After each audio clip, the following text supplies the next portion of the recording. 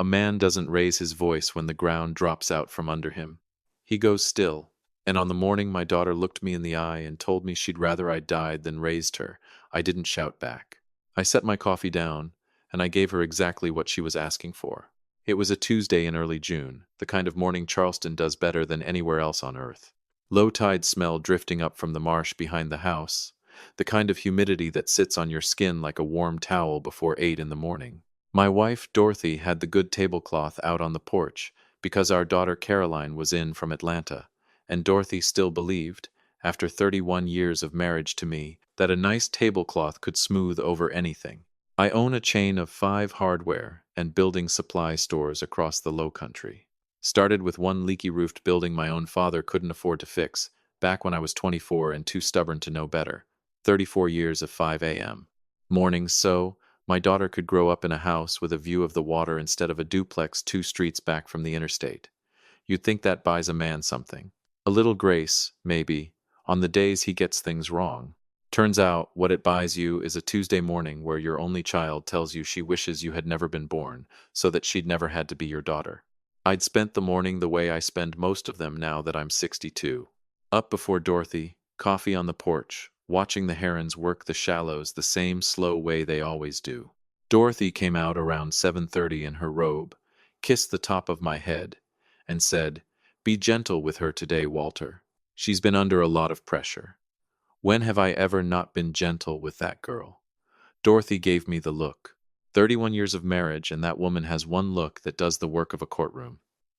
We'd had words the week before, over the credit card statement Caroline didn't know I'd seen. That wasn't me being hard on her. That was arithmetic. Fine, I told Dorothy. Let the arithmetic rest today. I promised her I would. I should have known better than to make a promise about my daughter before my daughter had a say in it. Welcome to the channel, by the way, if this is your first time sitting with me. I tell stories like this one every week, true ones, about the kind of love that doesn't always look like love while it's happening. Hit that like button and tell me in the comments where you're tuning in from tonight. I read every one of them. Caroline showed up a half hour late, with Marcus trailing a step behind her like he was afraid of losing his place in line. Good-looking young man, sharp suit for a Tuesday brunch. The kind of sharp that makes you start counting your silverware without meaning to. 8 months they'd been together. And in 8 months I'd learned exactly one true thing about him. He never once asked me a question about myself that wasn't really a question about my money. Not how's business, Walter. Not how'd you build all this from one bad roof. Just watching, measuring. The way a man measures a room he's already decided to buy. Caroline hugged her mother, then me, quick. The kind of hug you give a stranger at a funeral. Place looks good, Dad. Your mother did the tablecloth, I said. I just paid the property taxes on the water view. Marcus laughed a half-second too late, like he was translating me from a language he didn't quite speak. We got through the eggs fine, at first. Dorothy talking about her garden club, me half listening while I watched Caroline check her phone under the table 3 separate times in 10 minutes. Marcus kept steering the conversation somewhere warm and easy, asked Dorothy about her hydrangeas, asked about our trip to the mountains last fall. He's good at warm, it's just never aimed at me. At one point he caught me watching him and smiled that salesman's smile. Beautiful piece of property you've built here, Walter. Caroline talks about growing up on this water like it was something out of a magazine. It wasn't a magazine, I said. It was 20 years of Saturday mornings on a forklift, Dad. Caroline, half laughing, half warning. Let him say something nice. I am agreeing with him, I said. It is beautiful. Took me 19 years to pay off the note on it. Something was coming. I could feel it the way you feel a storm system build off the coast before the weatherman says a word about it. Marcus checked his own phone this time, and Caroline reached over and put her hand flat on his knee. Not affectionate. Steadying. The way you'd brace a table with a wobbly leg before it spills something. The biscuits hit the table, and Caroline cleared her throat the exact way she used to when she was 10 years old and about to tell me she'd wrecked the golf cart on the seawall. So, Dad, Marcus and I wanted to run something by you. There it is. We've got an opportunity. What kind of opportunity? There's a group Marcus works with vintage sneaker and watch investing. You buy limited releases, hold them, the resale market's insane right now, Dad, genuinely insane. We just need capital to get into the next drop before it's gone. How much capital? Caroline looked at Marcus. Marcus looked at his orange juice. 180,000, Caroline said. We'd need you to cover most of it. 70% of our buy-in. I didn't say anything for a second. Just let the number sit there in the salt air and breathe. $180,000, I repeated, for sneakers. Not just sneakers, Dad, it's a fund, Marcus said, jumping in smooth as anything. Vault Line Collective. We've closed on 4 drops already this quarter. My friend Devon's been in since January. He's already up 30%. Devon. Does Devon have a last name? Walter, Dorothy said quietly, her hand already drifting toward my knee under the table. I'm asking a fair question, I said. A fund with no last names in it and no paperwork I'd recognize is a fund I'd bet my last dollar doesn't have a single sneaker in a warehouse anywhere. I'd already spent the better part of a week quietly making calls, ever since Caroline first mentioned this thing to her mother on the phone 2 Sundays back. Dorothy doesn't know I checked. Nobody asked me to check. That's just what 34 years of getting burned by suppliers and contractors teaches a man to do before he ever hands over a check. Marcus, I did some digging on this. His face changed right then, like a cloud moving over water. You did what? He shot a look at Caroline, quick and sharp, the kind of look that says, why would you let it get this far before I could get ahead of it? Caroline didn't flinch, just met his eyes steady, like she'd already made her peace with where this was headed. Yes, I did, I said. Your mother told me 2 Sundays back when you first brought this up to her. You didn't think she'd sit on something like a $180,000 ask, did you? Mom, don't mom her, I said. She's your mother, not your business partner. She was worried, so she told me. That's what happens in a family that still talks to each other. I made some calls. Vault Line Collective isn't registered as an LLC in Georgia or South Carolina under that name. No resale business license I could find under Marcus's name or Devon's. No warehouse address that checks out as anything but a storage unit off I-20. Sir, this has every mark of here we go again, Marcus started. Let me finish, I said. No, I already know how this goes, Caroline cut in. You made your calls, you found your reasons, and now you're going to tell me why I can't have the one thing I actually believe in for once. I'm trying to protect you, I said. From your trying to control me. She was standing now, Marcus's hand on her arm, not pulling her back, pushing her forward, though I wouldn't understand that part until later. You don't believe in me. You've never believed in me. You think I'm still 10 years old wrecking the golf cart on the seawall, and I am so tired of it. That's not fair, I said, and for the first time all morning I felt my own voice tighten. I have believed in you since the day you were born. Believing in you and handing you $180,000 with nothing behind it but a storage unit are 2 very different things. See, that's the problem, she said. Everything's a spreadsheet with you. You can't just trust me for once. Trust isn't the issue, Caroline. Vault Line Collective is the issue. Dorothy's voice, soft, pleading. Honey, sit down. Let's finish breakfast and talk about this calmly. No, Mom, I'm done. Caroline turned back to me, and her eyes were wet, and for 1 second, just one, I thought she was going to say something we could both walk back from instead. You know what? I wish you'd never had me. I wish I'd had a father who actually let me live my own life. 28 years. Every dance recital, every broken arm at the emergency room at 2 in the morning, every dollar of it, and this is the receipt she hands me on a Tuesday morning over eggs. The porch went dead quiet. Even the herons out on the flats seemed to stop working the shallows.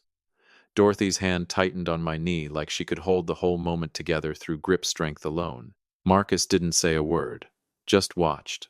And I remember thinking, even then, why isn't he embarrassed? Why does he look like he's been waiting for exactly this? I stood up slow, folded my napkin, set it down next to a biscuit nobody was going to finish now. Then lidge like you never had one, I said. Not loud. Didn't need to be loud. Some sentences land harder in a whisper than they ever would as a shout. And I watched that one land on my daughter's face like a slap she never saw coming. Dad. For a second the anger dropped clean out of her, and she sounded 8 years old again. Dad. Wait. I didn't mean I didn't wait. I walked past her, past Marcus's wide eyes, past Dorothy calling my name in a voice I hadn't heard from her since her own mother's funeral, out through the side gate to the driveway, where the boat sat on its trailer, gleaming in the morning sun. The whaler Caroline had been using every weekend that summer to take Marcus and his friends out on the harbor, titled to Cutter Building Supply. Because I'd never gotten around to signing it over to her because I kept waiting for her to ask for it the right way, instead of just assuming it was already hers.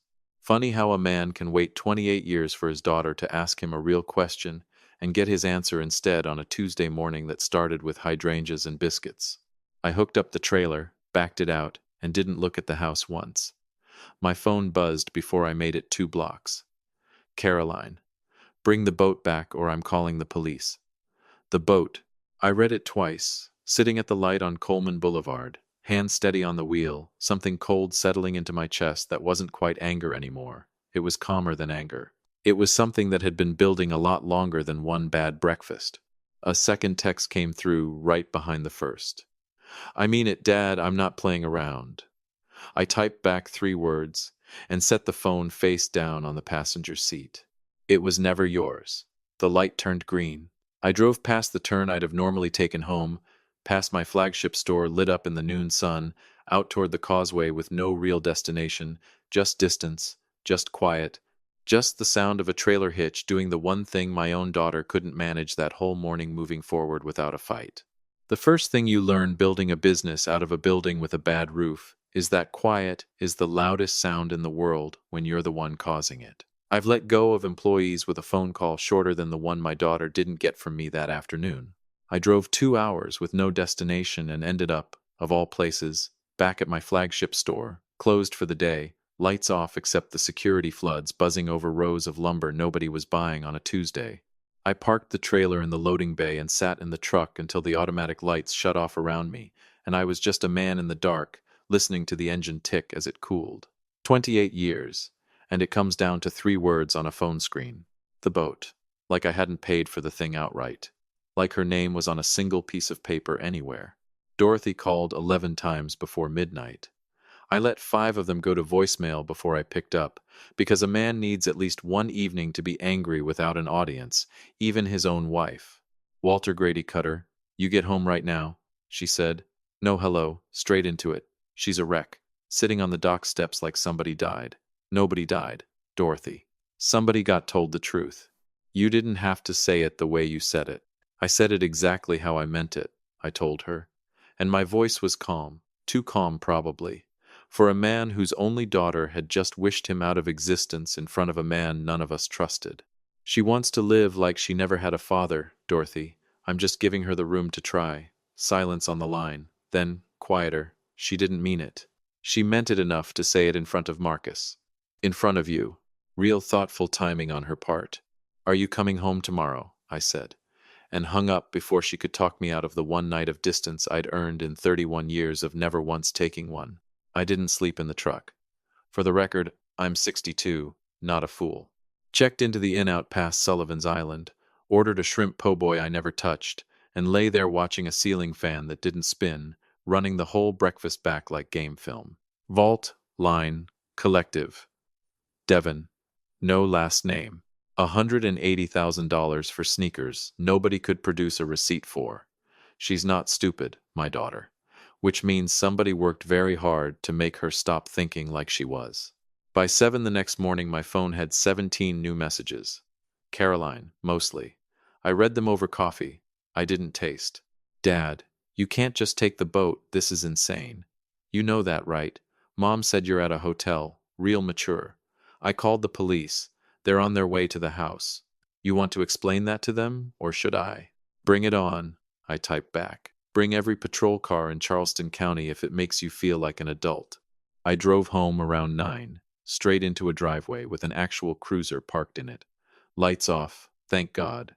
But still, a police car in my driveway on a Wednesday morning. Like I was running a chop shop instead of 5 legitimate stores with my name over every door. Caroline was on the porch talking to a young officer, arms crossed, looking like she hadn't slept either. Marcus was nowhere in sight. First smart move he'd made in 8 months. Staying clear of it. There he is, Caroline said when I got out of the truck, and something ugly flickered across her face, relief and rage fighting for the same real estate. That's the boat, officer. That's the boat I've been using all summer. The officer, Delgado, according to the name tag, couldn't have been older than 28, looked at me, then back at Caroline with the particular patience of a man who'd already worked out how this was going to go before he ever got out of the car. "Ma'am, is this vessel registered to you?" "It's registered to Cutter Building Supply," I said, and pulled the title out of my glove box before he even had to ask, because I'd grabbed it the night before knowing exactly where this was headed. "I'm Walter Cutter. It's a company asset. My daughters had use of it as a courtesy this summer. I don't need your permission to use the family boat, Dad." "It stopped being just family use the day you asked me for $180,000 off the back of it," I said, but I let it slide. Delgado looked over the title, looked at Caroline, looked at me, and you could watch the whole situation deflate in real time on his face. "Ma'am, if the vessel's titled to the business and your father owns the business, there's no theft here. This is a civil matter, family matter. There's nothing I can do with this." "He just took it," Caroline said, and her voice cracked in a way that used to break my heart when she was 7 and it was a skinned knee causing it. Now it just made my jaw tighten. "Ma'am," Delgado said, gently but firmly, closing his notepad, "I understand you're upset, but I can't write a report on a vessel you don't own." He nodded to me, professional, a little apologetic, the universal look for sorry you had to watch your own kid do this, and walked back to his cruiser. Neither of us said anything until the patrol car turned out of the cul-de-sac. Then Caroline looked at me with an expression I hadn't seen since she was 17, the same year I caught her lying about where she'd actually dented her first car. "You humiliated me," she said. "You called the police on your own father over a boat with the company's name on it," I said. "I drove my own boat away from a table where my own daughter told me she wished I'd never existed. Forgive me if I didn't stop to hand over the keys on my way out."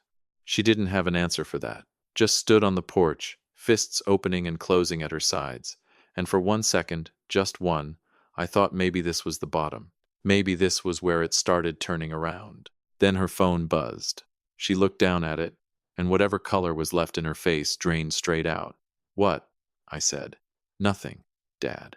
She turned the phone around, more out of instinct than choice, I think. The way you show someone a wound before you've even processed your own bleeding. A text from Marcus. "Call me now. Devin says the drop got pushed. Something's wrong with the payment account." There it is.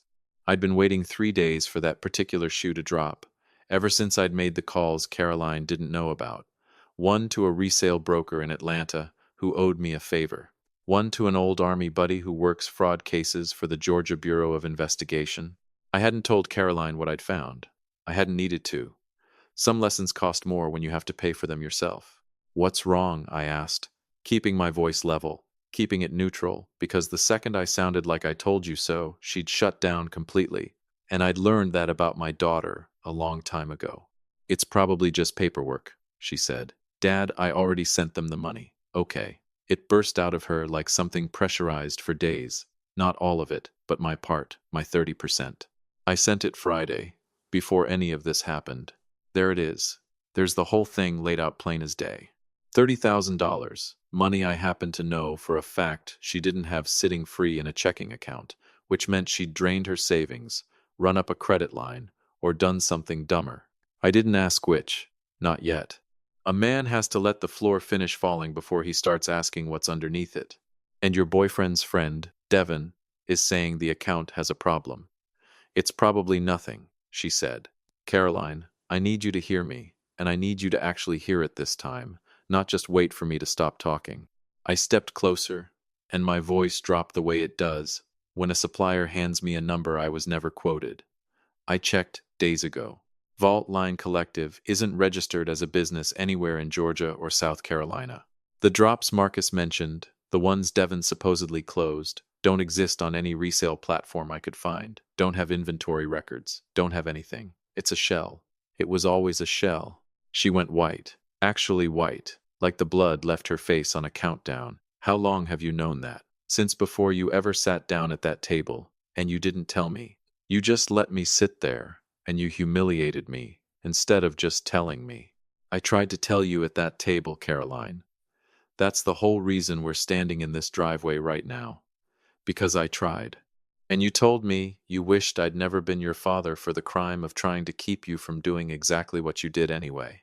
Silence. Real silence. The kind that has weight to it. The kind you could set your hand on. Her phone buzzed again. She didn't look at it this time. Just stood there staring at the pavement like it might open up and take her somewhere better than where she currently was. Where's Marcus? I asked. Quieter now. I don't know. He stopped answering an hour ago. Of course he did. I didn't say out loud. Didn't need to. I watched my daughter do the math herself, standing in that driveway in yesterday's clothes, and I want to tell you it felt like a victory. It didn't. It felt like watching someone drown 3 feet from shore, and knowing that if I jumped in too soon, she'd never learn to swim at all. I'm going inside, I said. Your mother's worried sick, and I haven't slept in a proper bed. Dad, her voice cracked again, smaller this time. What do I do? I stopped at the door, didn't turn around right away. Some part of me, the part that had built 5 stores out of one leaky roof, wanted to walk back and fix it the way I'd fixed everything since the day she was born. You wanted to live like you never had a father, I said instead. Figure it out like one. I went inside and let the screen door shut behind me, and I didn't look back to see her face, because I already knew what it looked like, and some things a man can't afford to watch twice in one lifetime. If you've been with me a while, drop your thoughts down in the comments. Hit the like button while you're at it, and make sure you're subscribed. Revenge doesn't always look like fire and fury. Sometimes it looks like a man doing absolutely nothing while the truth finishes the job for him. And let me tell you, watching my own daughter fall apart taught me nothing has ever felt so satisfying, and nothing has ever cost me more to sit through. 3 days after the police showed up in my driveway, Caroline started calling. I let it ring out. 5 calls the first day, 8 the second, and by the third day the calls stopped and the texts started instead. Long, rambling, the kind a person sends at 2 in the morning when their pride has finally run out of gas. Dad, I really need to talk to you. The payment account was fake. Marcus is gone. I think I lost everything. Please just call me back. I didn't. Dorothy thought I was being cruel. Maybe I was. But I'd spent 28 years catching that girl before she hit the ground. And some part of me, the cold, practical part that built 5 stores out of one dying building, had decided she needed to feel the ground for once before I let her back up. She showed up at the flagship store on the 5th day. Not the office. The lumber yard.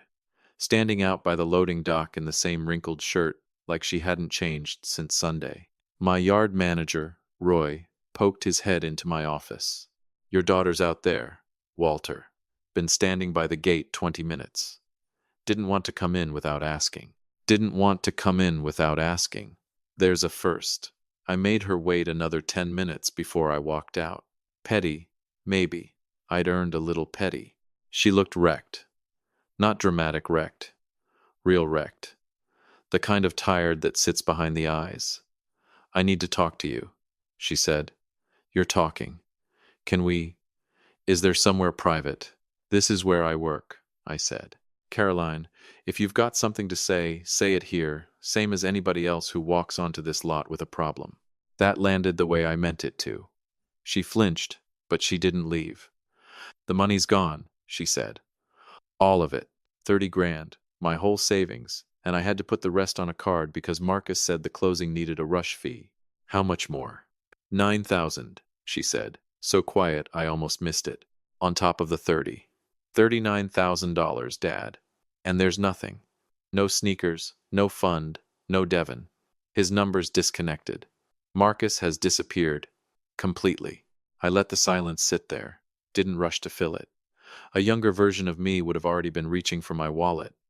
But I'd learned something in the 5 days since that breakfast. The silence does more work than I ever could. I don't know what to do, she said, and her voice cracked wide open. I can't make rent this month. I put too much on that card. I'm maxed. And Dad, I'm asking you for help. I'm asking you. You told me you wished I'd never been your father, I said. I know. You called the police on me in my own driveway over a boat with my company's name on the title. I know, Dad. I know. And I was wrong. I was so wrong. But I'm asking you to help me now, please. No, I said. She stared at me like I'd spoken a foreign language. What? No, I'm not bailing you out. I kept my voice level. Kept it even though it cost me something to do it. You wanted to live like you never had a father. Fathers don't hand their daughters $40,000 to clean up a mess a con artist and her boyfriend made together. You want to live without me, live without me. Figure out the rent, figure out the card, figure out all of it. Dad, please. Her voice broke fully now, and she wasn't performing it. I could see that much. I'll lose the apartment. I don't have anywhere to go. Your mother's guest room is still made up, I said. That's the extent of what you're getting from this family right now. A bed and a warm meal, not a check. This is just for a short time, so fix yourself quickly. She went home to Dorothy that night. I stayed late at the store doing paperwork I didn't need to do. I wasn't ready to watch my daughter sleep in her childhood bedroom like a woman twice her age who'd run out of road. But she had no choice. She moved back into the house, got served a notice from her old landlord over the broken lease, sold a bracelet, a good one, a graduation gift from her grandmother, to cover half the credit card, took a job waiting tables at a seafood place off the causeway because nothing else was hiring fast enough. And I'd pass her some mornings in the kitchen, still in her black work polo, looking like someone who used to believe the world owed her something, and had very recently learned otherwise. She didn't ask me for money again. Not once. That's the part that started to matter to me more than anything she could have said. Dorothy pushed, of course. She's suffering enough, Walter. How long is this going to go on? Until I believe it, I told her. Not until I forgive her. Until I believe her. 3 weeks in, I found her in the garage on a Sunday evening going through a shoebox of old paperwork, her half-finished pitch deck for the resale scheme, printouts of texts with Marcus, a legal pad full of numbers that never added up, even when she'd wanted them to. She didn't hear me come in. You keeping that for a reason, I said. She jumped, then set the box down like it was something shameful. I don't know. Reminder, maybe, of what a fool looks like on paper. $39,000 gone, she said flat, like she'd rehearsed saying it plainly so it wouldn't crack her voice. It cracked anyway.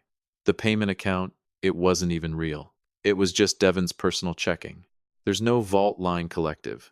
There's no sneakers. There's nothing, Dad. It's just gone. I know, I said. I've known for a week. You could have stopped me. I tried to stop you at my own breakfast table, Caroline. And you told me you wished I'd never been born for the effort. I finally set the paperwork down. I'm not going to apologize for being right about a thing I begged you to reconsider. She flinched like I'd hit her, but she didn't argue. That, more than anything, told me how far the floor had actually dropped out from under her.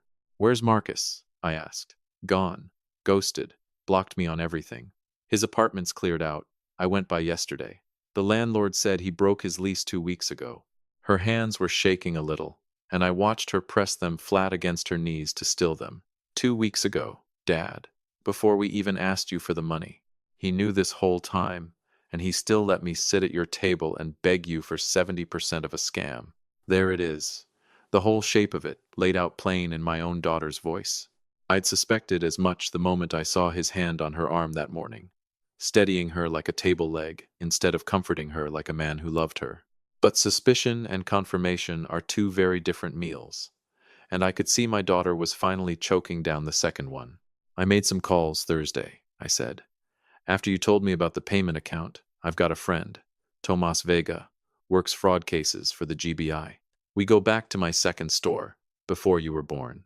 I asked him to look into Devon Hale and this whole vault line operation. Caroline's head came up. And it's not his first rodeo, I said. Tomas found 2 other names, 2 other cities. Savannah, 18 months back, and before that, somewhere outside Colombia. Same play, every time. Fake resale group, fake urgency, always aimed at young couples with access to family money they didn't earn themselves. I let that sentence sit there a second, watching it land. Your boyfriend wasn't unlucky, Caroline. He was the front door. He gets a finder's fee for every mark he walks in. The color that had drained out of her face on the porch 5 days earlier didn't have anywhere left to go, so this time it just froze there. Marcus, she said. He was working with Devon the whole time. Tomas is still confirming the finances, but the pattern doesn't lie. Boyfriend meets a woman with money behind her. Boyfriend plants the opportunity, applies just enough pressure that she goes to her father for the funding. Money moves. Boyfriend disappears with his cut before anybody thinks to ask where he went. I shrugged, and it wasn't a warm gesture. You weren't the target, I said. You were the vehicle. Caroline put her face in her hands. Didn't cry, not exactly, but close enough that I looked away and let her have that much privacy in my own garage. I feel like an idiot, she said, muffled. You're 28, and you fell for somebody who was very, very good at his job, I said. I paused, but I'll say this once, and then I'm done saying it. Every single thing I ever tried to warn you about, going back years, wasn't me trying to keep you small. It was me trying to keep you from exactly this shoebox, exactly this conversation. She looked up. Why didn't you just tell me all this at breakfast? Why'd you let me humiliate myself calling the police on you instead of just laying it out plain? Fair question. Best one she'd asked me in months. Because you weren't going to believe a word I said at that table, Caroline. You'd already decided I was too controlling. Sometimes a man has to let you hit the wall yourself, because he's tried steering you around it for 28 years, and you keep grabbing the wheel back. I'm so sorry, Dad, she said. I said hurtful things to you, and I lost $39,000 to a man who was using me from day one. I moved back into my childhood bedroom at 28. I didn't answer right away. Watched her sit there in the garage light, surrounded by the wreckage of her own certainty. And for the first time in 3 weeks, I let myself actually feel it. Not the anger that had mostly burned off by then, but something closer to grief. This is my daughter. This is what it cost her to stop being so sure of everything. You're not getting your 39,000 back, I said. I want to be straight with you about that. But you're not the last name on that list, and you won't be adding any more names to it because it's over. She put her face in her hands again, and this time she actually cried. Not the near tears from the yard 5 days after everything. The real thing, shoulders shaking. 3 weeks of waiting tables and sleeping in a room with her old swim team ribbons still on the wall, finally breaking loose all at once. I let her, didn't rush over, didn't say anything soft too early. Some things a person has to finish crying through before comfort means anything. When she settled, I sat down on the step next to her. I've got something to tell you, I said, and I need you to actually hear it this time, all the way through, before you say anything back. She nodded, wiped her face. Back in February, before any of this, I had papers drawn up to sign the boat over to you outright. Birthday present, 6 months early. It's been sitting in my desk drawer this whole time. I watched that land on her, watched the shame cut a little deeper, before I kept going. There's also an account. $180,000, been building since you turned 18, meant to help you start something real when you were ready. Not a scheme. Something legitimate. With a business plan that could survive somebody actually checking the paperwork. You had all that, she said slowly. The whole time I was begging you at the breakfast table. The whole time I was living in your house. Sleeping under a bunch of ribbons from high school. I did. Why didn't you just give it to me? Any of the last 3 weeks? Why'd you let me sell your grandmother's bracelet instead of just? Because a man who hands his daughter everything the second she cries doesn't teach her anything, except that crying works, I said. I needed to know you weren't sorry because you got caught, Caroline. I needed to know you were sorry because you understood what you did to yourself, to your mother, to me. 3 weeks of waiting tables and an empty bank account taught you that a lot better than a check from me ever would have. She didn't say anything for a long moment, just sat there letting it settle. I'm not giving you the account today, I added, before she could get her hopes up wrong. It's still there. It's still yours. But it comes with conditions now. A real business plan. One I get to look at. One that has to survive me picking it apart. The way I should have been allowed to pick apart Vault Line Collective before you signed away $39,000 to a man who never once asked me a real question at my own breakfast table. That's fair, she said, and meant it in a way she hadn't meant much of anything in 3 weeks. That's more than fair. A person doesn't get their inheritance back the day they stop crying, I told her. They get it back the day they've earned the right to be trusted with it again. She nodded, and for the first time in 3 weeks, she almost smiled. Not because it was easy, but because it was honest, and honest was more than she'd had in a long time. Some people win by taking things away. I found, at 62 years old, there's a sharper kind of winning in making somebody earn back what you were always going to give them anyway, and watching them learn the hard and expensive way that the ground they thought they could stand on without you was never really there at all. If this one hit home for you, hit that like button, subscribe, and tell me down in the comments where you're watching from tonight. I'll be right here next week with another one.